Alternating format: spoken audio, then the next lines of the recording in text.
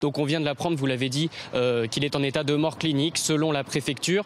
Ce qu'on savait jusqu'à maintenant nous venait de la directrice de la communication du CHU de Rennes qui disait hier soir que le pronostic vital du jeune homme était engagé. En fait, elle avait fait un point assez tard pour réagir et surtout démentir les communiqués qui émanaient de Matignon et du ministère de l'Éducation nationale et qui annonçaient dès hier soir la mort du jeune homme. Donc on devrait avoir des précisions et une confirmation dans quelques minutes ou quelques dizaines de minutes de la part du CHU.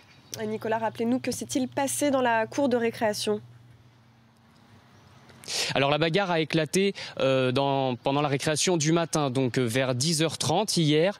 Donc cet élève de 13 ans, scolarisé en 5e, s'est battu avec un élève un peu plus âgé, âgé de 16 ans, scolarisé en classe de 3e. Apparemment, les deux élèves étaient sans histoire, c'est ce qu'a affirmé l'inspecteur d'académie. L'inspecteur d'académie qui a donné quelques détails sur l'altercation. Apparemment, 2 coups de poing ont été échangés. Il y aurait peut-être eu un début de strangulation. Il y aurait peut-être que la tête de la victime aurait touché un objet ou le sol. Les policiers vont essayer d'éclaircir exactement ce qui s'est passé en entendant les témoins. Il y en avait beaucoup hier dans la cour de récréation. Évidemment, beaucoup d'enfants étaient là. Il y avait aussi des adultes.